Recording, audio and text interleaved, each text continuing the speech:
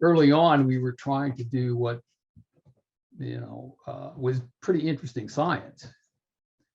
And then after the first 20 years, it sort of shifted into more just sort of counting bodies.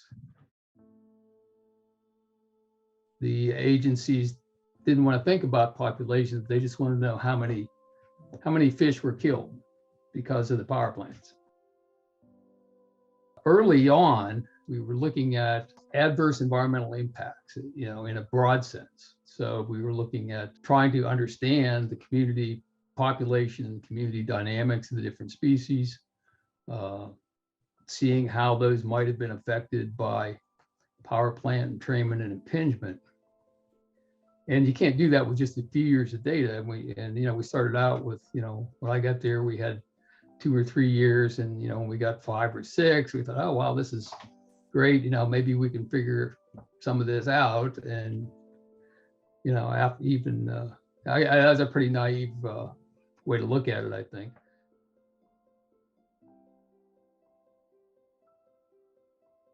One of the probably frustrating things was that we were always fairly constrained. The data were collected for a purpose, and that purpose was to be able to analyze the effects of power generation on the ecosystem and the fish community in particular.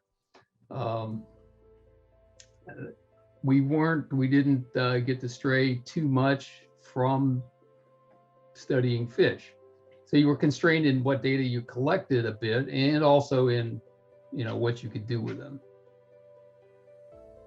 The one thing I will say, though, is that the power generators who paid to have the data collected were generally willing to make the data available to other researchers for other purposes where that was useful to them. And there's lots of master's theses and PhD dissertations that have used information from the study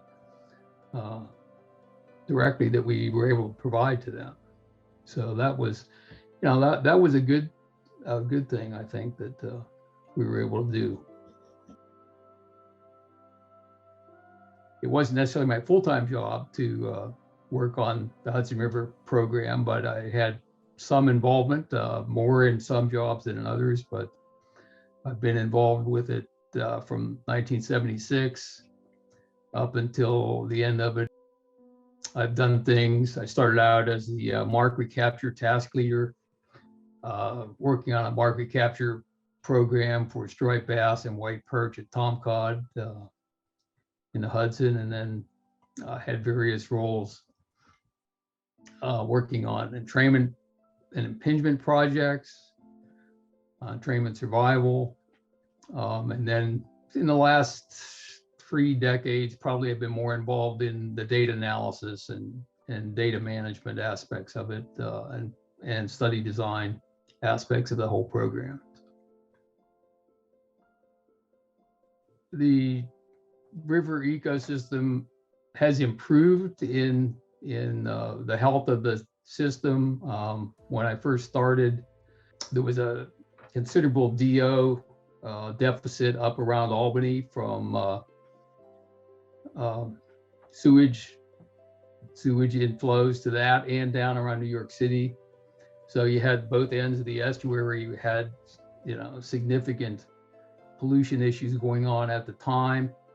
But just, overall, I think, looking at the data, the 40 plus years of data that we collected, you can see it's a pretty resilient ecosystem. That, there are changes going up and down, but, I would consider it, to be healthy. It supports a lot of different species of fish. And, there's been changes, but the community's changed through time. So